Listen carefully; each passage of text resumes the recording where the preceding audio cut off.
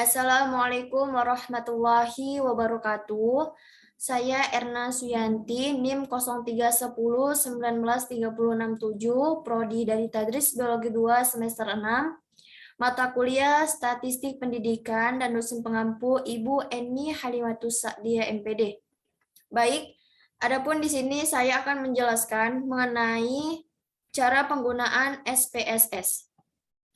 Yang mana SPSS itu singkatan dari Statistical Package for the Social Sciences.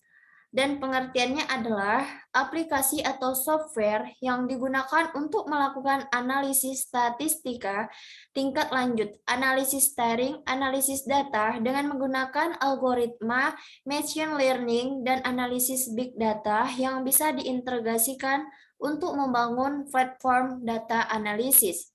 Di kalangan peneliti dan statistikawan, SPSS sangat populer dan digunakan untuk membantu melakukan perhitungan terkait dengan analisis data. Dan SPSS menyediakan library untuk perhitungan statistik dengan antarmuka yang interaktif, sehingga menjadikannya sebagai software analisis data tingkat lanjut yang populer di berbagai instansi universitas maupun di perusahaan. Adapun menurut Kemendikbud, SPSS adalah sebuah program komputer yang digunakan untuk membuat analis statistika. SPSS menurut Jonathan Sarwono bahwa SPSS adalah program aplikasi yang digunakan untuk melakukan perhitungan statistika dengan menggunakan komputer. Kelebihan dari program ini yaitu bisa melakukan perhitungan statistik secara cepat dari yang sederhana hingga yang rumit, yang jika dilakukan secara manual akan memerlukan waktu yang lebih lama. Adapun sejarah perkembangan SPSS. Pada awalnya, SPSS ini dibuat untuk keperluan pengolahan data statistik untuk ilmu-ilmu sosial. Dan sehingga kepanjangan SPSS itu sendiri yaitu Statistical Package for the Social Sciences. Dan sekarang kemampuan SPSS itu diperluas untuk melayani berbagai jenis pengguna, seperti untuk proses produksi di pabrik, riset ilmu sains, dan lainnya.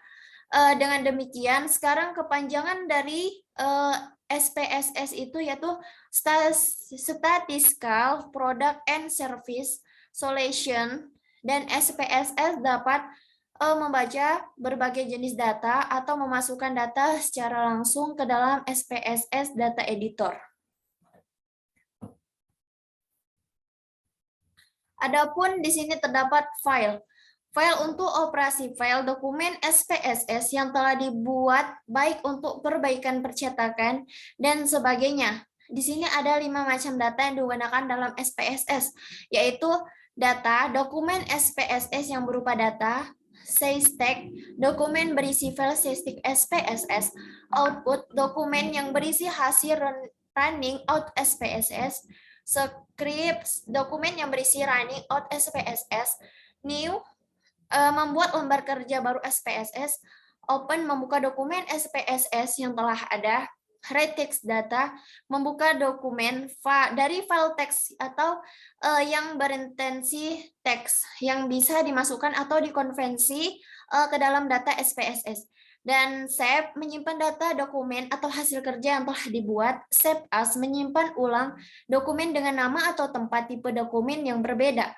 Dan backstop, yaitu mengatur halaman kerja SPSS. Dan yang terakhir yaitu print, yang mana mencetak hasil output atau data SysText lembar SPSS. Selanjutnya ada edit. Untuk melakukan pengedikan pada operasi SPSS, baik data serta pengaturan atau option untuk konfigurasi SPSS secara keseluruhan. Undo, yaitu pembatalan perintah yang dilakukan sebelumnya, dan ada juga terdapat dalam redo perintah pembatalan perintah redo yang dilakukan sebelumnya. Cut, penghapusan sebuah sel text object bisa di-copy untuk keperluan tertentu dengan perintah dari menu paste. Dan paste yaitu penampilan sebuah sel teks atau objek hasil dari perintah copy atau cut, dan paste after yaitu mengulangi perintah paste sebelumnya, dan paste spesial yaitu perintah paste spesial yaitu bisa konversi ke gambar, ke Word dan juga yang lainnya, dan clear. Clear yang mana itu menghapus sebuah sel teks atau objek, dan find yaitu mencari suatu teks, dan yang terakhir yaitu options mengatur konfigurasi tampilan lembar SPSS secara umum.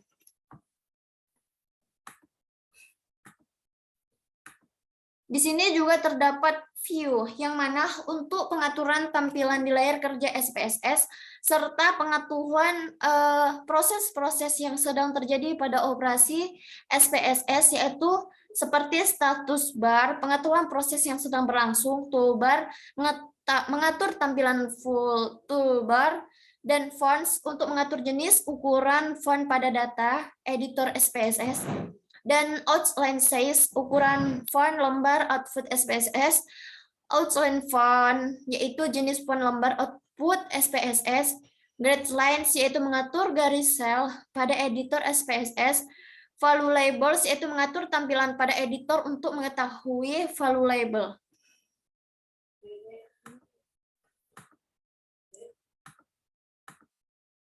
Adapun data, menu data digunakan untuk melakukan pemrosesan data. Di sini terdapat define dates, yaitu mendefinisikan sebuah waktu untuk variabel yang meliputi jam, tanggal, tahun, dan sebagainya. Insert variable yaitu menyisipkan kolom variabel. Insert case menyisipkan baris. Go to case yaitu memindahkan kursor pada baris tertentu. Sort case yaitu mengurutkan nilai dari suatu kolom variabel. Transpose yaitu operasi transport pada sebuah kolom variabel menjadi baris. Dan merge files yaitu menggabungkan beberapa file dokumen SPSS yang dilakukan dengan menggabungkan kolom-kolom variabelnya. Dan split file yaitu memecahkan file berdasarkan kolom variabelnya. Dan yang terakhir yaitu select case, yaitu mengatur sebuah variabel berdasarkan sebuah persyaratan tertentu. Selanjutnya ada transform, yang mana menu transform ini digunakan untuk melakukan perubahan-perubahan atau penambahan data, seperti computer yaitu operasi, aritmatika dan logika, count yaitu untuk mengetahui jumlah sebuah ukuran data tertentu pada suatu baris tertentu, dan record yaitu mengganti nilai pada kolom variabel tertentu yang sifatnya menggantikan, dan menggantikan atau merubah pada variabel baru. Dan terdapat juga categorize variabel yaitu merubah angka rasional menjadi discrete, dan rank case yaitu mengurutkan nilai data sebuah variabel. Selanjutnya yaitu analisis.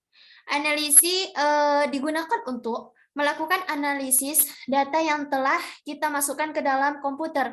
Dan menu ini merupakan menu yang terpenting karena semua pemrosesan dan analisis data itu dilakukan dengan menggunakan menu correlates, compare means, dan regression.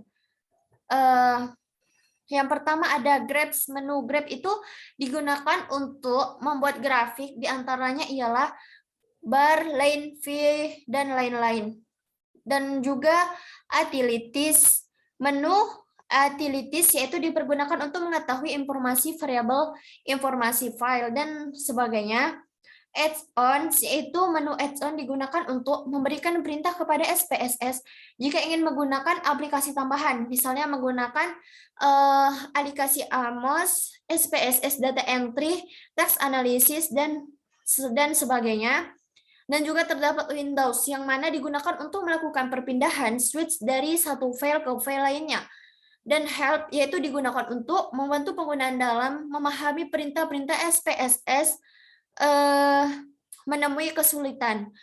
Toolbar yaitu kumpulan perintah-perintah yang sering digunakan dalam bentuk gambar, dan terakhir yaitu pointer yaitu kursor yang menunjukkan posisi sel yang sedang aktif atau dipilih.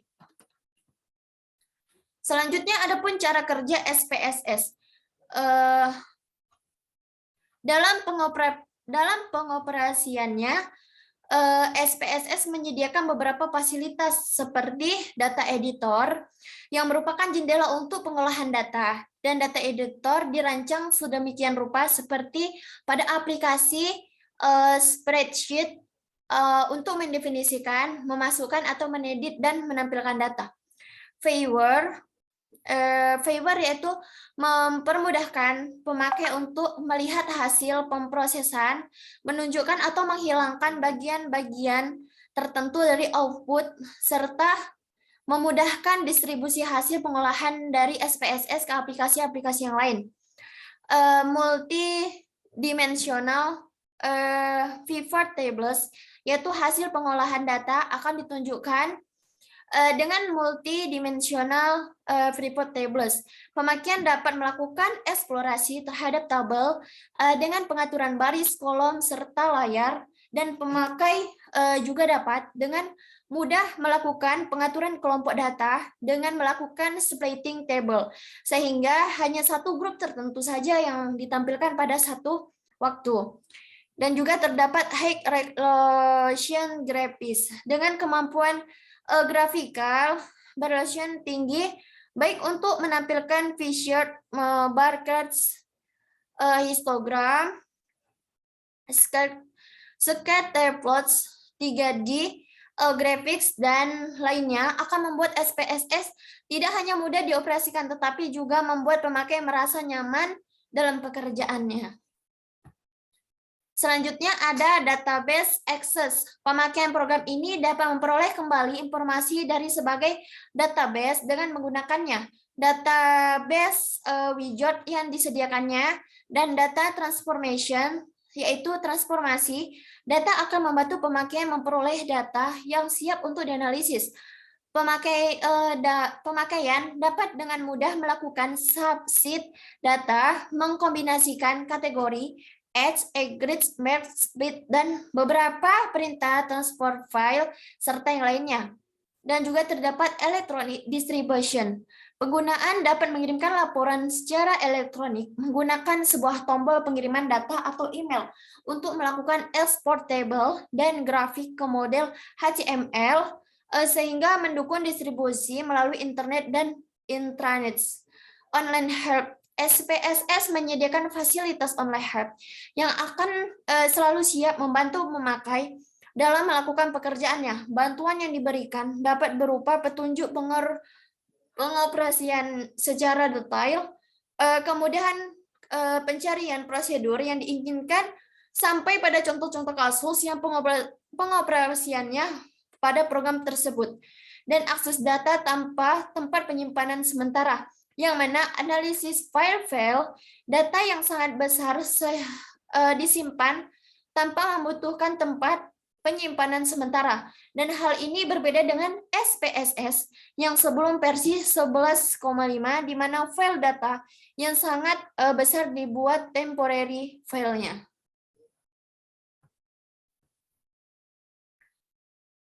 Selanjutnya ada interface dengan database relasional, yang mana fasilitas ini akan menambah efisiensi dan memudahkan pekerjaan untuk mengekstrak data dan menganalisa dari database relasional. Selanjutnya ada analisis distribusi, yang mana fasilitas ini diperoleh pada pemakaian SPSS for server atau untuk aplikasi multi-user. Kegunaan dari analisis tersebut yaitu apabila peneliti akan menganalisis file-file data yang sangat besar, dapat langsung meremote dari server dan memprosesnya sekaligus tanpa harus memindahkan ke komputer user. Selanjutnya ada multiple sesi, yang mana SPSS memberikan kemampuan untuk melakukan analisis lebih dari satu file dan data waktu yang bersamaan. Dan selanjutnya terdapat mapping, yang mana visualisasi data dapat dibuat dengan berbagai macam tipe, baik secara konvensional atau interaktif. Misalnya dengan menggunakan tipe bar, pi, atau jangkauan nilai, simbol gradual, dan juga curve. Selanjutnya yang pertama itu menyimpan data lewat dari data editor. Untuk menyimpan data dilakukan langkah-langkah seperti klik menu file, save as, beri nama file, mengedit data yang telah dibuat. Dan data yang telah dibuat dapat diedit atau dihapus, diganti, dan sebagainya.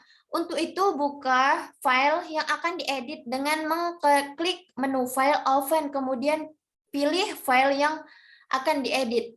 Menghapus data, untuk menghapus isi sel, maka pilih sel yang akan dihapus, kemudian tekan tombol del. Untuk menghapus isi satu kolom, maka klik judul kolom atau nama variabel yang akan dihapus, kemudian tekan tombol del. Atau menghapus isi satu case, maka klik nomor case yang akan dihapus, kemudian akan tekan tombol del. Selanjutnya, mengganti isi data dan mengcopy data. Untuk menggantikan isi data, maka klik sel yang akan diganti isinya, kemudian ketika data yang baru, lalu tekan enter. Untuk mengcopy isi sel, maka pilih sel yang akan di-copy, tekan tombol Ctrl+C, pindahkan kursor ke sel yang dituju, dan tekan tombol Ctrl+V. Selanjutnya, menghapus variabel dari mengcopy variabel.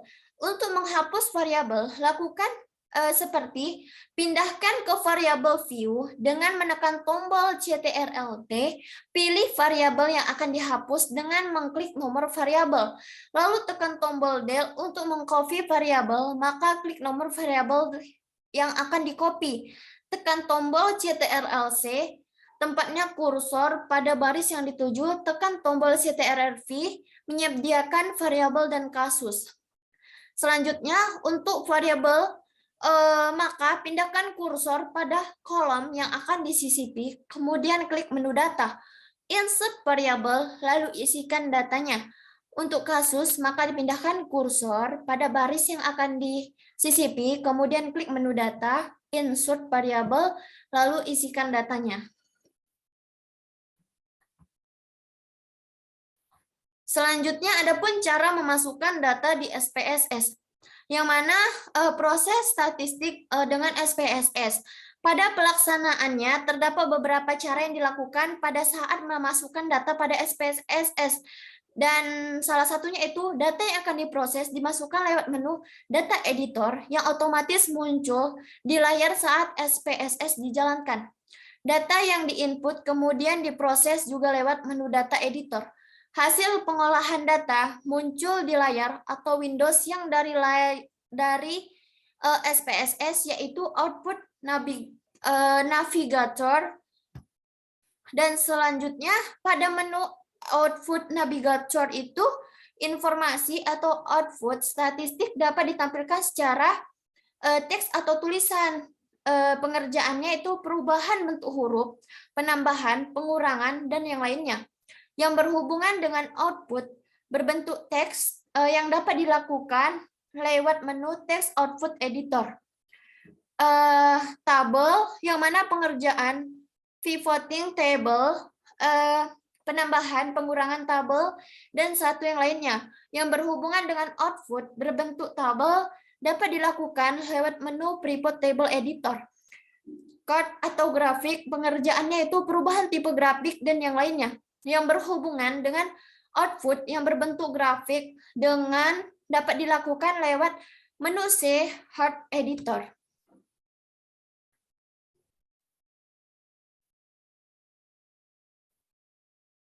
Apabila kita klik program SPSS 10,0, maka dilayarkan tampak tampilan seperti berikut. Dapat kita lihat. Selanjutnya, pemasukan data lewat data editor. Data editor pada SPSS mempunyai dua bagian utama, yaitu kolom dengan ciri adanya kata var dalam setiap kolomnya, dan kolom dalam SPSS akan diisi oleh variabel, baris dengan ciri adanya angka 1, 2, 3, dan seterusnya. Baris dalam SPSS akan diisi oleh kasus, case data, atau per sampel. Untuk memasukkan data melalui data editor, berikut langkah-langkahnya yaitu seperti buka lembar kerja baru dengan mengklik menu File, New, Data, maka dilayarkan muncul tampilan sebagai berikut. Pada tampilan seperti ini,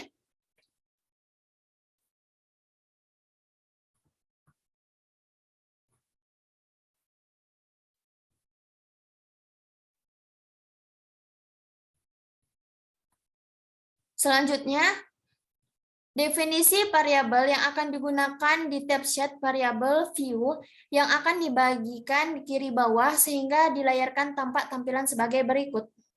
Seperti ini penampilannya, dapat kita lihat. Selanjutnya, tampilan layar SPSS ada dua, yaitu data view dan variable view yang ditunjukkan bahwa data view adalah data yang tampilan seperti Excel dan view ini sebagai lembar. Dan yang kedua itu karya untuk melihat tampilan data view dengan mengklik tulisan data view dan tampilannya seperti yang di bawah ini.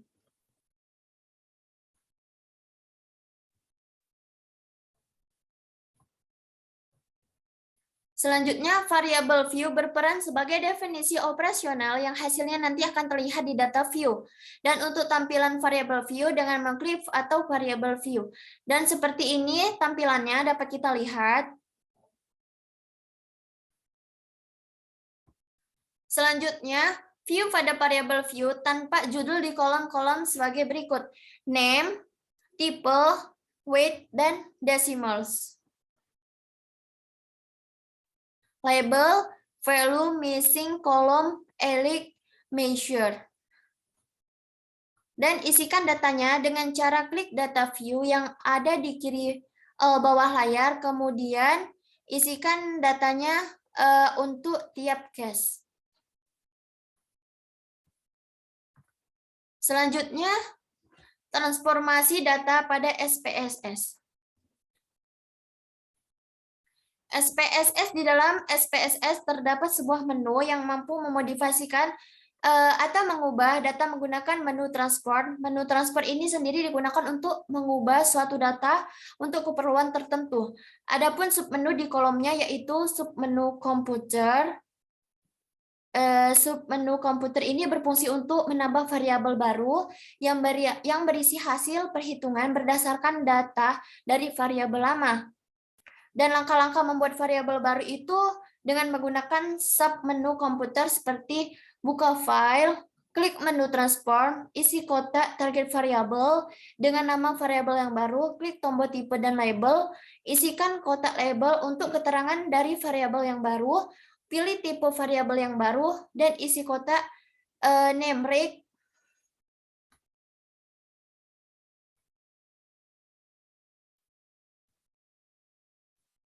Isikan kotak label untuk keterangan dari variabel yang baru, pilih tipe variabel yang baru, isi kotak numeric expression jika tipe variabel yang baru adalah numeric, dan yang terakhir yaitu klik tombol if jika ada persyaratan untuk case tertentu. Seperti ini tampilannya, dapat kita lihat. Selanjutnya, adapun cara kerja SPSS pada statistik deskriptif yaitu grafik dan uji tes, yaitu yang mana statistik deskriptif. Statistik deskriptif adalah ilmu yang digunakan untuk menganalisis data dengan melihat gambaran dari data tersebut. Untuk dapat memahaminya dapat dicontohkan kasus sebagai berikut. Dapat kita lihat di sini ada fakultas dan IPK pada mata kuliah ekonomi, Visopol, dan juga dari Fakultas Ekonomi, Fakultas Visopol, dan Fakultas Hukum.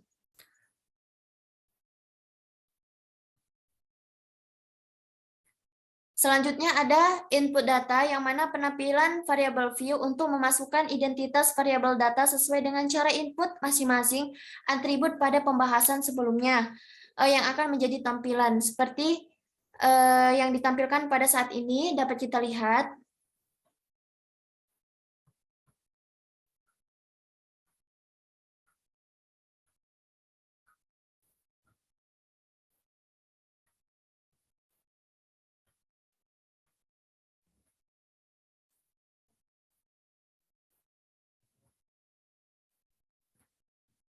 Baiklah, yang terakhir dari menu utama SPSS dari statistik deskriptif untuk EPK.